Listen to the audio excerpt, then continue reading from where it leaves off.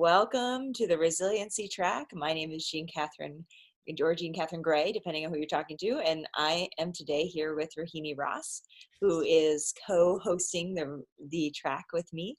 We are specially recording this for you because some of the things we covered in the track could not be seen by the video, and we wanted to make sure that this video spoke to you at home because that's where you'll be watching it. So Rohini, thank you so much for joining the track. Well, thank you. It's such a pleasure to do this with you, and it's kind of nice to have this extra bonus that we're doing together. I'm very grateful to be here. Me too. It's such a pleasure. So one of the things that we did on the first day is that we started by asking everybody what would be a miracle, what would be something meaningful or different or helpful, or even a miracle if you wanted to go that far, that you could learn or experience or know or have insight about during your time with us here on the Resiliency Track. So Rohini and I thought it might be nice if you pause the video and answer that question. And just give yourself some time to just really open up your mind and be open to possibilities. Look in the direction of the source of where things come from and just see what's available to you and what would be meaningful to you. So take as long as you need. We'll be right here when you get back. Okay, so press pause now. And welcome back. So hopefully you did take that time, because we found that that was such a sweet process, is to hear from everybody, and it kind of sets the tone, for what you'd like to see happen or occur in your life.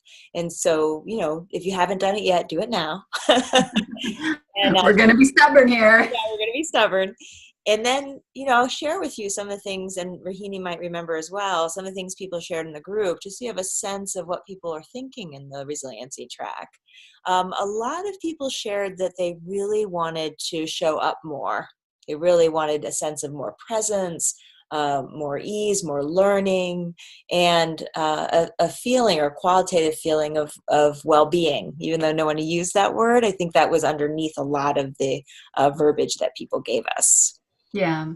And then one of the other themes that came forward is there were various different obstacles or challenges or problems that people were up against in their life. And so they just wanted to have fresh thinking around that, to be able to see what that was from a new perspective, and to be open to having fresh thinking guide them and be more connected to their wisdom around whatever that is in their life. Mm-hmm. And it's funny that you say fresh thinking. I think it's such a great example of what everybody was kind of looking for. And it really brings us to the foundation of what I see as integral to resiliency. And so I'll share that, and then Rohini will share some pieces that she sees as integral. Is that okay, Rohini? Yes, go ahead. Go ahead. Okay. So I'm very impressed that you're able to do. I happen to have a board. That would be like me hitting my head, and it's like I wouldn't even risk it. Well, we can do it all. I am just in awe. So. Well, one of the things I love about the human form is that we are designed to learn new things, and I think a lot of people forget that. I mean, we get so kind of bogged down in our personal habitual thinking, and we live in a culture that keeps pointing to the content of that thinking as being so important. And we tell each other our stories, and we ruminate and we worry, and we lose track that our design is actually designed in such a way that we could learn and have fresh thought all of the time. And so one of the things I wanted to share with everyone was the design, just the physiological design of how your sort of embodied brain works. And I'm going to call it an embodied brain because for a lot of people, we think of a brain as a separate organ, and we imagine it sort of walking around like top down, telling us what to do. And I'm going to invite you to start thinking about your brain as an energy system that literally has a relationship with the rest of your body. It's bidirectional, and that is infused with energy and life from universal mind, from an energy beyond our understanding. So if the word universal mind doesn't mean anything to you, don't worry about it. It could be God. It could be the what's it called, the quantum field, or the field of potential, right? Spirit, exactly. Quantum field, all different ways of pointing to the same thing. Or for some people who are really, live on earth and that's all there is, you can just look at trees and plants and see how they naturally grow into their own, form. There's a natural thing happening there. There's something innate. And that's what we're talking about. We're talking about that innate energy. Now, as that energy comes into form, one of the ways we experience this is that we tend to run into our own thinking. So we find that we have a problem. So I'll put problem here. Now this will be tricky, how I can write on the pad. So hopefully you can see that that's the problem. And when we run into a problem, we've been culturally trained really to ruminate on the problem and worry about the problem. And so this is the process by which most people engage, rumination and then worry. And hopefully you can see my handwriting, but if you can't, you know what I'm saying. And so you run into a problem, say like my daughter had the stomach flu yesterday, right? And so she's throwing up, and then I'm worrying and ruminating about, oh, what do we do and how do we do it and blah, blah, blah. And then the natural process actually is that we get distracted. That's actually normal. Most thinkers think that distraction is actually a problem. They think it's taking them away from finding a solution, but that is not true. So if you're one of those people who tend to beat up on yourself for being distracted, then please just stop now, because distraction is part of the process and it's an important part of the process. So you've got distraction. And so when the distraction occurs, and for some people that, they easily allow that because they see the benefits of it. And for some people, they really stay in rumination and worry for a long time. And so we all know where we land on that spectrum. And it changes. It's not always the same, right? Yeah, there's absolutely different areas. Some areas where it's easy to distract ourselves and other areas where I just get pulled into the thinking and so gripped by it. That's right. Yeah. So the beauty of distraction as just as a mechanism is that it opens up and changes where our awareness and our focus is. When that change happens, literally, there is this moment where the brain goes offline and we get an insight. Now, you can't plan distraction. So it's not like you can be like, oh, I want a distraction so I can have an insight. It's just not the way it works. Insight, there's no mechanism in the brain for insight. It comes from beyond our understanding. So I would say it comes from God. Most neuroscientists wouldn't necessarily say that out loud, but I think if you can't find the mechanism, then it comes from a mysterious source, which is beyond us. And so in the three principles conversation, we might say insight comes from universal mind. And one of the beautiful things about insight is that the way that it occurs is literally your brain goes offline.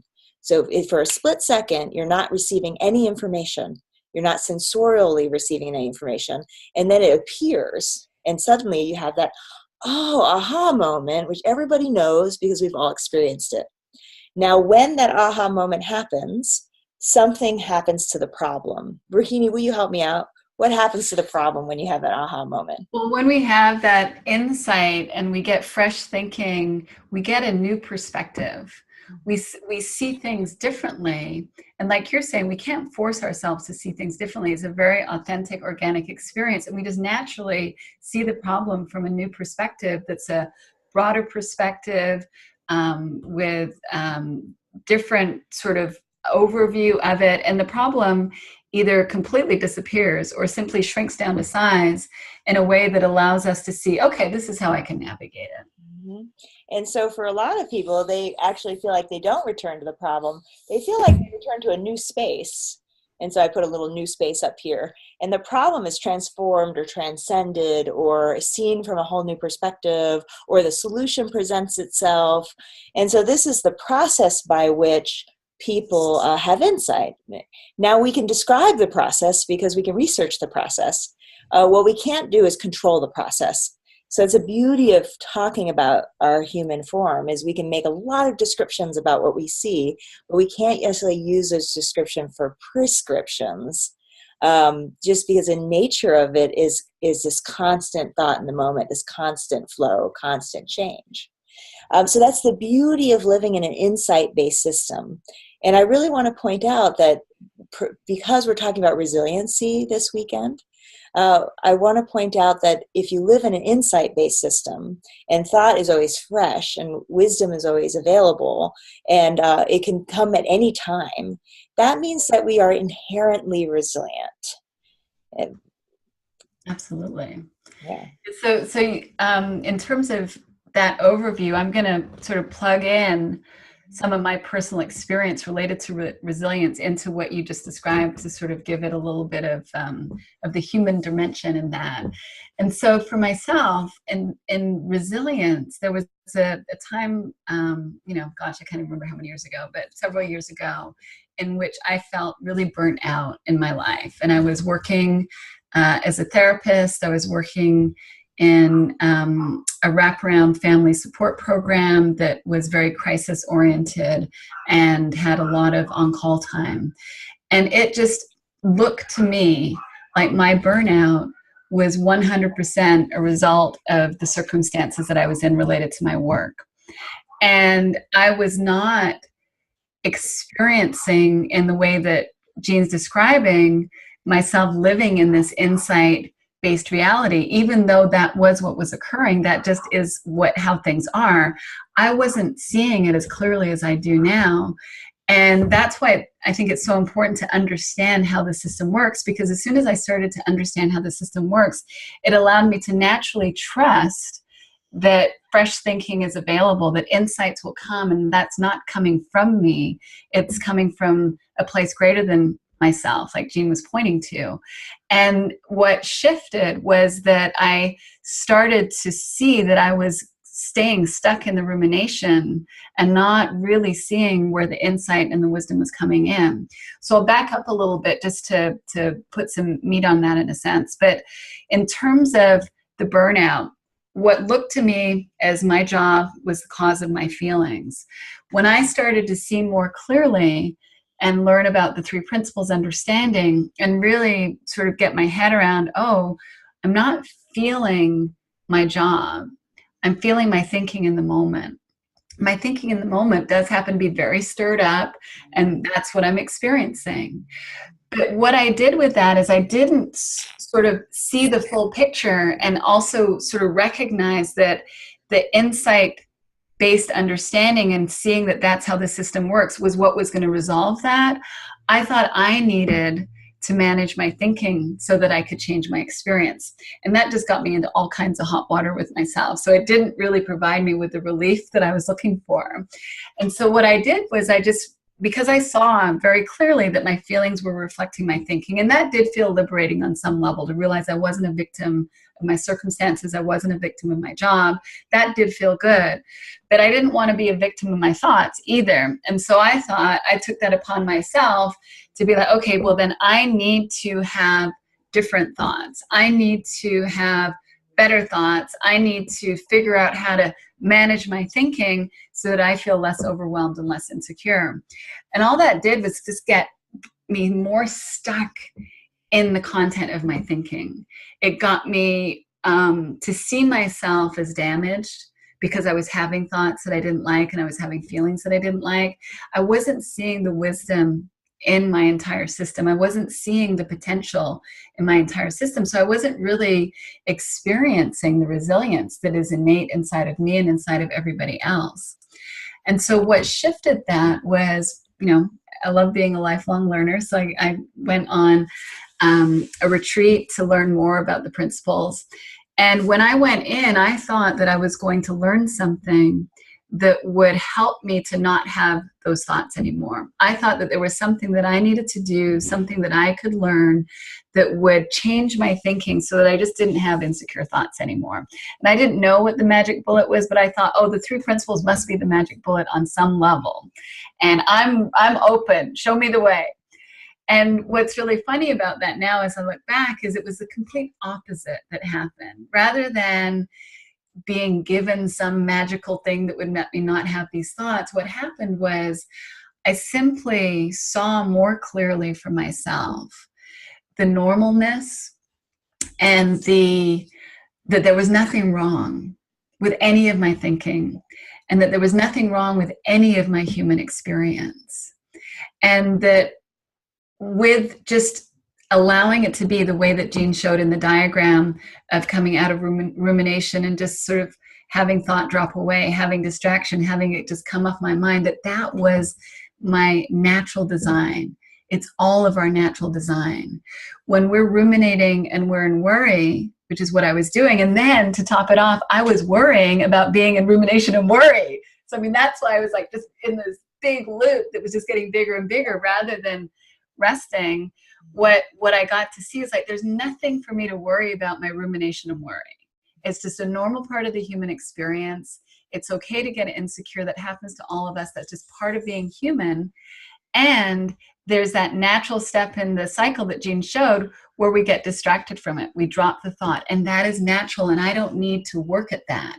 And I didn't realize at the time that I didn't need to work at it.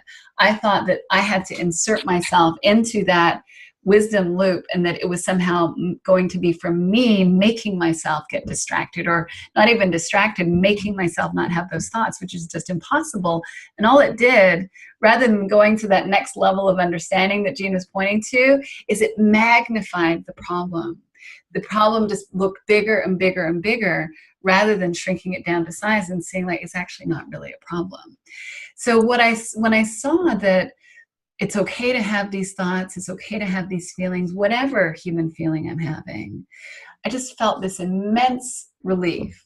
I just felt this incredible letting go. And all that was happening with that incredible internal experience where my mind got really quiet, all that was happening is I was naturally dropping thought. I was just naturally letting it go because it no longer made sense to me to keep in the spin of it. I just dropped it. And so that was a wonderful experiential understanding of how thought just naturally drops away. And I didn't do it. I didn't make it drop away. It just happened. And so from that, new fresh thinking came in. And that's what I talked about. The new fresh thinking was seeing that, oh, there's nothing wrong with me. I'm not broken. I'm human. And I'm like everybody else. And everybody else actually works exactly the same way that I do. And so we're really all in this experience, experiencing it in our own unique ways, but it's the same general experience. And that in that, there's this innate intelligence that is going to stabilize me. And I don't need to do anything about it. And it doesn't matter how far away, like this is my center, it doesn't matter how far out there I get in my emotional experience, in terms of my psychological disturbance, in terms of my feelings of upset and reactivity, that no matter how much I even engage with that, get pulled into the rumination, dwell on it, it doesn't matter. Because at some point, without any effort on my part, I'm going to come back into my center. And I'm going to come back into a place of peace inside of myself. That is the natural design. And as I saw that, I started to notice it more and more in my life. I started to see that is how it works. So in the seeing, like, yes, that is how it works with me. It is how it works with other people. It allowed me to trust it more. So whereas in the past, when I would get really scared and upset and panicky or insecure, and that would really scare me, with the understanding of our natural stabilizing tendency, that would happen. And I'd be like, oh, well, I'm going to come back. It's not such a big deal. So I wouldn't go so far out because I wasn't so scared. I wouldn't be adding on those extra layers of worry. And because I wasn't trying to fix myself or change how I was feeling, the natural stabilizing intelligence would just sort of be able to do what it needed to do more easily and more gracefully. So without any effort on my part, simply through understanding and seeing how this works, I had less suffering. And with less suffering, I behaved in ways that created less suffering in my life. Because before, when I was trying to change my experience, change how I was thinking, I would oftentimes get really stirred up, and the way that I would behave would not be that kind to the other people in my life, usually the people that I care about the most, that it would not bring out the best in me. And then that would just, add on to my feelings of guilt and shame. So it was just this downward spiral that I would get caught up in. But even then, even without seeing this, I would still come back and stabilize, even without the understanding. So also what Jeanne and I are pointing to is that this is simply how it works, whether we see it or not. It is how it works. And in the seeing it, in the understanding, we get greater levels of psychological freedom and liberation inside of ourselves. And that allows us to be more able to look in the direction of where fresh thinking comes from, to look in the direction of allowing room for inspiration and wisdom to guide us, and to have that be more of a compass point in our lives. And for me, that's what I would say is resilience. The resilience comes from having the ability to have all of my human experience, no matter what it looks like, and absolutely know that I'm okay, and that I'm going to be able to come back to that place of peace and wisdom inside of myself, but not in the way previously, which was not me really seeing my resilience, where I thought that I had to work to get there, and that in order to have resilience, I needed to have more of it than I did. It was a very sort of paradoxical situation, because the more I wanted it, the further away I got from it. The more I was striving for it, the further and further I would get in terms of being destabilized. But as soon as I relaxed, as soon as I let go, it's like, oh, I'm back. I'm back to myself. And so for all of you, what we're pointing to is that you have the same innate resilience inside of you, no matter what your human experience is, no matter what your human circumstances are. The capacity to come back to that place of peace and home and love and security lives within each one of us. And it is a state of mind. It's a space, as Jeanne was saying. And from that space, we're given exactly what we need for whatever our circumstances are, whatever our experience is. And it's given to us real time. It's not an intellectual process, so we're not given it ahead of time. We can't figure it out ahead of time. That's why the rumination and worry doesn't work. But when we are able to just drop into that space, we have everything that we need, and that's our resilience. So that's what I wanted to kind of add on to what you were sharing, Jeanne. Yeah, I mean, we'll bring it back, what Rohini said to what we were sharing. Just that, what she talked about, I'm still figuring out the whole camera angle thing. What she was talking about here was that, she'd run into the problem where she'd start feeling insecure. She didn't know what was going to happen. She couldn't see the future, right? How many of us have been in that situation? And then she would begin to ruminate and worry. Now, sometimes she could prolong rumination and worry by just focusing her attention there, or by making it more of an issue. And it becomes sort of like a spiral of rumination, worry, and fear. You can kind of get into that. But even if that happened, eventually you would get distracted from that, because that's the nature of the system. So a lot of people have a lot of questions at this point because they suffer so much here that they often will say, well, I'm suffering so much here. What do I do? How do I get out of it? How do I make my distraction happen? And I would say, that just as Rohini said, that would be the time to sort of back off, and to relax, or sort of relax into the, most people know this, but when you go down in a kayak along a river, if you get caught in the eddy will suck you under if you fight it. But if you relax, it'll pop you back up. And so that's really true about our mental health. Our mental health is designed to pop you back up. And so you want to relax into or even away from the rumination and worry. And it's something to experiment with. So it's a very subtle thing that you're not doing it. You're kind of undoing it, kind of dropping what's on your mind. You're kind of, reminding yourself, well, I don't know the future. I don't know what's going to happen. I'm going to drop this. I'm going to see what else there is to do, or, relax into it.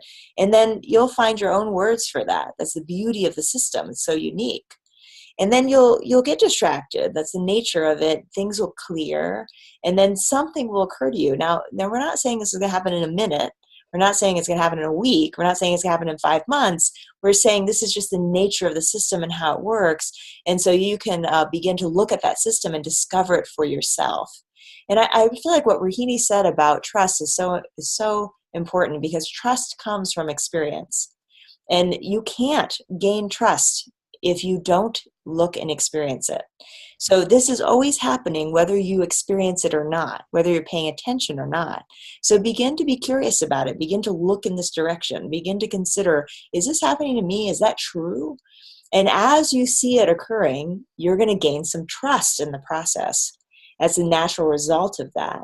When your mind clears, then lo and behold, new wisdom, new ideas, new, you know, new things occur to you, new problems arise, you know, like that you have solutions to. So this is a pretty important conversation when we talk about resiliency, you know, because Rohini and I both experienced that independent of each other. We're not like best friends or anything, you know, like Maybe now, after the resiliency track.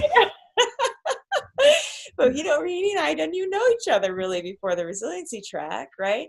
And so yet here we are, and we live on other sides of the country. She lives in LA and I live in Charlottesville, Virginia. I'm from New York City, so that kind of puts us right pit to pit.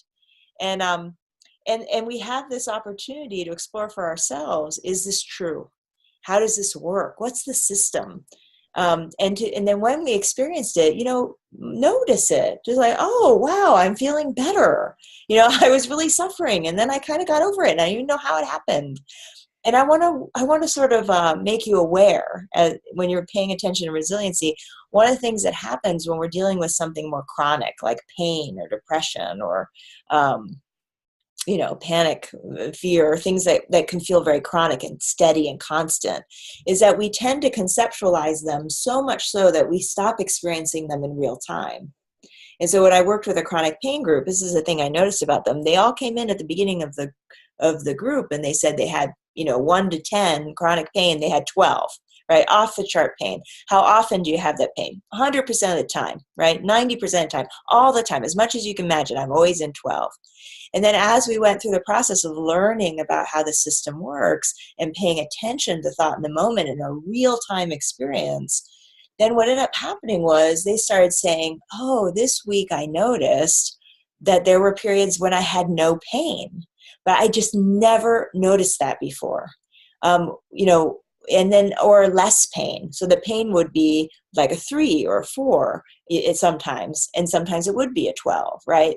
And so it would vary, which means that they had breaks, right? There would be times during the week when we weren't meeting when they get a break from the pain and a break from that experience. And so that's pretty important for us to realize as human beings, that the experience we're having, no matter how real it may appear, no matter how long it seems to go on for, it can't sustain itself but for our kind of concept of it. And when we do that, when we create the concept of it, and we live in that concept, then we stop noticing the real-time changes that are happening all the time.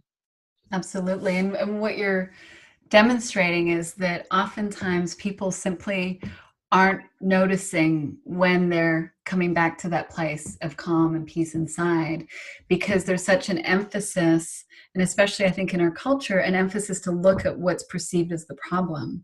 And that becomes, like you're saying, a concept. It's not even a real-time problem. It's just now a fixed thing that seems like it's happening all the time.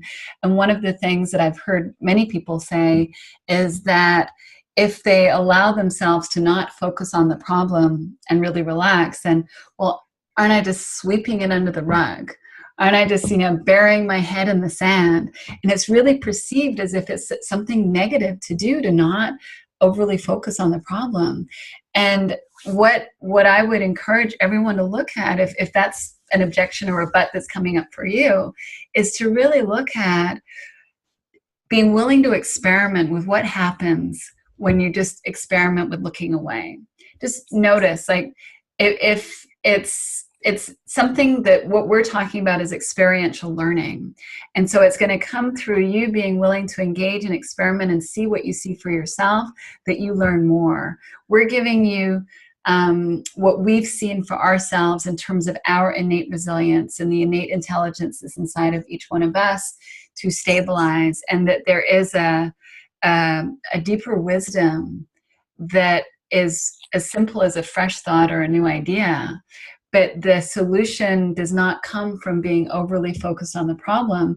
And your example, Jeanne, of the pain group is a very practical, real world, real-time problem that people can be really suffering. And it looked like it's completely intractable, and that's just how it is. But then with seeing that when that's not focused on, when we allow the mind to relax, we get new perspective. And even something as what feels and looks as solid and real as physical pain isn't. And that thought plays a role in that, and that there's variability there. I'll give an example of that from my own life in terms of Yeah. panic attacks. Last year I committed to spending $10,000 on a dinner at Three Principles Global Community Conference, which was, you know, it seemed like a great idea. That's a great idea. Thank you. Great idea. And I put the money down. I felt really clear about it. It was like no question was a good idea. And then within a few days, I had a conversation with somebody, and my thinking started coming. Like, it started arriving, and I started to have panic attacks about spending that much money. And I every day would be having these panic attacks, and I called one of my mentors, and he encouraged me to sort of connect spiritually. And I thought, oh, that's actually, maybe that would be helpful. So what I did was, and this is not a prescription, right? This is something I did in the face of my own panic attacks. But I began to go sit in, whenever I started to have a panic attack, I would go and I would sit on cushions in a separate room quietly with a candle. And I would just look at the candle. It was sort of like meditating, but I really wasn't trying to meditate. I was just breathing and looking at the candle as I was in the middle of a panic attack. And I did it every time that happened. Every time I'm about to have a panic, I go sit, look at the candle, breathe. And then every time, within 10, maybe 15 minutes, it would pass. And I'd be like, wow, I feel so much better. And I couldn't get over how much better I felt. And what I learned from that was not that I have to go sit and meditate. What I learned from that was that experience of anxiety and fear is transitory. And when you recognize that the content is transitory, then it doesn't have as much of a hold on you. So it's worth exploring, as Rohini is pointing to, the transitory nature of content and the power of having a system that brings life alive for you. Yeah, that there just is a river of thought that goes through our stream of consciousness. That's just how thought works. And that we can get gripped by certain content in our thinking, but it doesn't change the fact that it's still a river. And at some point, we can't even hold on to a thought if we tried. We can do it for a little bit, but at some point, that stream of consciousness of thinking is just we can just be in the flow of that again. And I want to emphasize what you're saying, Jeanne, about what you did not being a prescription.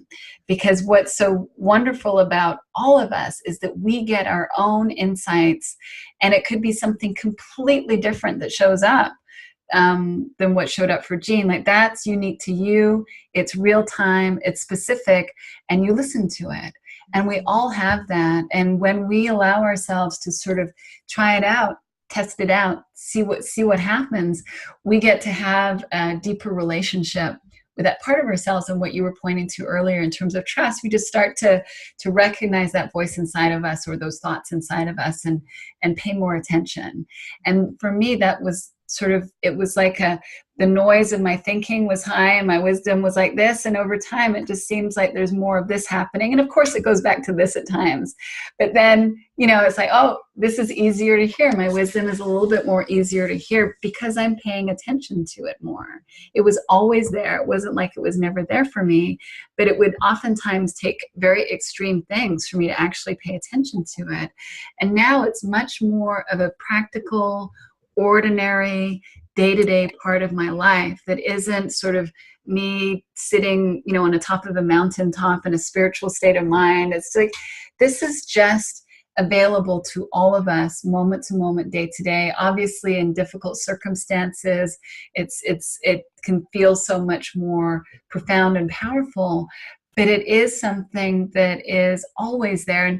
And wisdom is simply another word for common sense. We all know what our common sense is, and our common sense is real time. It's not in rumination. We lose touch of the real time when we're in rumination and worry, and then we're living simply in the created story of our thoughts, not in what's really present here and now. Mm-hmm. It's so important. I know for a lot of people who are fresh to this conversation, one of their questions is, well, how do you, like, almost everybody asks me, like, if it's an inside out experience, why are you getting your PhD? People ask me that all the time. And I can tell when they ask that, they're thinking that going to get a PhD has to do with something out there, as if I would get the PhD so that I could do something out there. And it's a novel idea, if you're new to this conversation, to begin to explore life and navigate life through this resiliency system, through this real-time system, so that you start making decisions about what you want to do, not based on your income, or whether the PhD is going to get you a different job, or whether meditation is going to quiet your mind, or you're not trying to go out there to do something. Instead, you're listening, really listening. And you're beginning to trust wisdom and the cycle of wisdom and the cycle of your human experience. And you begin to follow what I call your living energy. Some people have another name for it. Maybe they call it mind. Some people have, particular spirit guides. I mean, I don't know how that works, but everybody has a different way to frame that. And so I have this experience of my living energy is going in a certain direction. I really perk up. I really pay attention. I really enjoy, right? I'm bringing that. I see that. That's happening from in here. And so I follow that.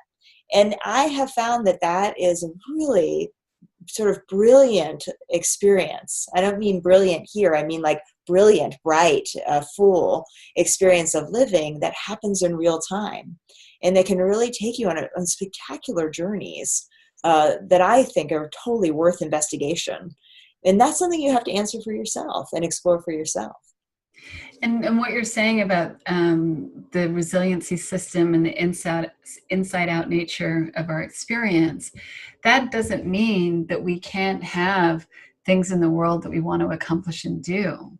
It's not like we have to throw all of that away. I have programs that I'm working on, things that I'm doing, clients that I'm supporting reach their goals. It's seeing simply what's behind all of that and having the flexibility to allow the deeper part of ourselves to actually be what's funding all of that. I use the word spiritual, so I say we're spiritual and human. We're both. We're not one or the other. We're both. And in the human experience, we're in the world of form. We get to play. We get to create. I love all of that. And the energy behind that is my true nature.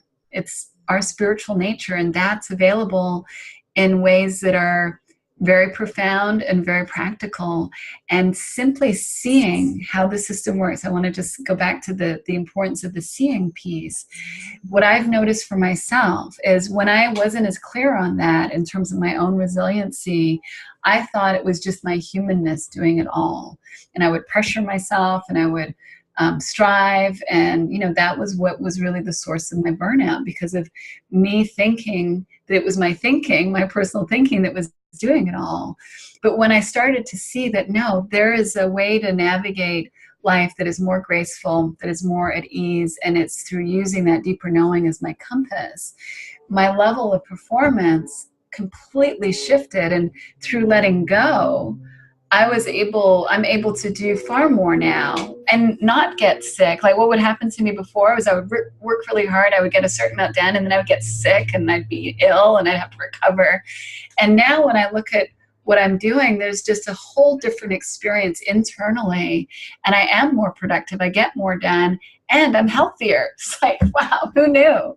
And so that connection with understanding the ebb and flow, the ability to get caught up in thought, and the natural ability to come out of that and have fresh thinking come in, it has such amazing implications in our lives. And in terms of that innate resilience and ability to bounce back from whatever difficult circumstances we have, that is what I have experienced much more deeply. And I see that with the clients that I'm working with. I have a great metaphor for that. If you ever lose something, you can see how different people deal with losing things like your keys or your wallet. Some people get really revved up and run around, sort of pulling everything out of the closets and dumping out their pant pockets. And, and it seems like it takes them like 45 minutes or an hour to find them, right? Because they're so busy sort of tearing everything apart. And then other people, you'll see them go, oh, my keys. And they'll kind of get quiet and sort of open up. I mean, I don't want to make it sound like it's a thing they're doing, and yet it is a thing that's happening. It's like, well, I wonder where my keys are. And there's sort of this reflective process. When was the last time I saw my keys? And then as they reflect, something occurs to them. And they, oh, yes. And then they go and they get the keys and it takes like 2 minutes, right? It takes 3 minutes. It doesn't take very long. And so this is a perfect example of what Rohini's talking about, because that's what we do at work. That's what we do in our practical lives. And people ask me, what's practical about the principles? It's like, well, this part, that you stop spending so much time running around, literally inside your head, burning up energy. Think how much energy is used just doing that activity. And you drop thought. As you see the system at work, you tend to drop thought as an implication to such a system. A fresh moment-to-moment system doesn't require extra thinking. So you drop what's on your mind, and then you start just executing things that need to be done. And you start going to sleep when you need to go to bed. And you start eating smaller meals because, gosh, it's not very comfortable to eat more. It's like these little tiny things begin to happen over time, naturally, as a natural result of your understanding. And what's absolutely in alignment for you personally, like what's absolutely unique to you. And I'm just laughing about the key example, because I'm remembering one time where I was so stirred up, I couldn't find my keys, searched my purse, I don't know how many times. And then I finally sat in the car, just got quiet, and I looked in my purse, and there they were. And I had not seen them all the other times. Angus, my husband's always teasing me about my bag that's this black hole that things disappear into. But that was, they were there all along, but I could not see them. That was how stirred up my thinking was. Life changes. Like, really, it felt like magic. It felt like somebody had put those keys there for me. But really, the amount of distortion, I literally wasn't able to see a physical object that was there. That's how distorted my thinking was. And what happened is I simply realized, my God, I'm just respecting all of these anxious thoughts. I don't need to respect them. I don't need to pay attention to them. And that's what the understanding really has done for me, is I've just got better and better at realizing I don't need to respect those thoughts. They're not useful. They're not helpful. I'm human, so I do get pulled into them at times. But I just, at some point, realized, what am I doing here? And it just happens sooner. And it just, the resilience, the ability to bounce back and come back to center just starts to show up more and more. And that's our invitation for all of you, to simply see how that shows up in your life, to notice the natural resilience that is already there, that you may not be paying as much attention to because you're looking at the problem, or you're respecting the worry and the ruminating thoughts about your problem. And to realize that you can just simply shift your focus and look at, but yeah, where is it working in my life? How is my natural resilience showing out? Where am I just letting my thinking just go? And what is this innate intelligence that they're talking about that, allows me to come back to peace? Is it even there for me? And when we start to look in that direction, for me, it's like the keys, it's like it was there all along, but I just wasn't seeing it. And because I wasn't seeing it, I wasn't really respecting or trusting it. And as I start to see it more and more, it just becomes more alive. Like, as Jeanne used that word, brilliant, like it just becomes more clear and obvious and easy to sort of allow that to be what I follow. Yeah, and I want to encourage you, if you're a therapist and you're following this track and you have clients, a lot of therapists are fearful of like, well, I have to give my clients something to do. The content of the thinking is very important and serious, and so I just want to encourage you to, this is the same when working with clients, that you need to share some of this resiliency and some of this capacity in order to see it at work in your clients. And so don't wait to share. Even though that may seem risky, I promise you it's really not. And just want to encourage those people who work with clients, or your coach or therapist or something, to begin to share with your clients their innate resilience and how that works, even if you don't see it yet, even if you're still looking, because you'll find out some things for yourself that you couldn't find out just sitting in your chair. Don't you think, Rohini? Yeah, and the sharing, what's so powerful in the sharing is whatever you see for yourself is enough. So just share what you see about your innate resilience and what you've noticed. And I think it's absolutely helpful for clients to be transparent about our humanness and what we're not seeing and what we're up against, and just helping them to see how we navigate that. It's so freeing. I think for people to have the understanding that it's not about perfection. It's simply about getting more and more of a sense of how things work. And what we're pointing to, like we're using very practical terms, but what we're ultimately pointing to is what Jeanne said at the beginning, is the mystery behind it all. You know, we can't put that into words, and we put a lot of words on what we're seeing around it, but we're simply pointing to that. And that is available in terms of your own inner knowing to you. And you'll find your way of pointing to it that's unique to you. And you'll know that you're pointing to it because of the feeling. You'll be connected to the feeling inside of yourself as you do your pointing in whatever way feels good and makes sense to you. Well, that's great. I love this as an opening session, and I want to encourage you to watch the next session. Jacqueline Hollows will be facilitating the next session, and there are 4 speakers: Audrey Grice, Christine Higgins, Dorothy Martin, and Amanda Jones. And there was a really compelling conversation, so you'll be joining the group in the next session and be able to listen in on that compelling conversation that happened in that group. And then, of course, we'll end our resiliency track with Michael Neal. So you'll definitely want to do the whole track. And then if you want to get in touch with Rohini Ross, Rohini, where do people find you? My website is rohiniross.com, and they can email me through that and look at, my work on there. Great. And you can go ahead. Well, I was going to say also, we're going to be having some follow-up webinars too. Yes. So yeah, you have to stay to the end so you can hear about the follow-up webinars, which is a really wonderful opportunity. So stay all the way to the end. Yeah. If you want to find me, you can find me at jeannecatherine.com. Or write Jeanne@divineplay.com. But I just want you to know that we're available for you. We're your resiliency track leaders, and you might have questions or concerns, and feel free to reach out to either of us or both of us. Absolutely. I'm available, and I hope that you show up for the follow-up webinars. Yes.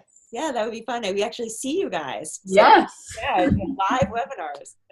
All right, everybody. Thank you so much for joining us for the first track. We'll see you in the next track. Thank you. Bye, Jeanne. Bye.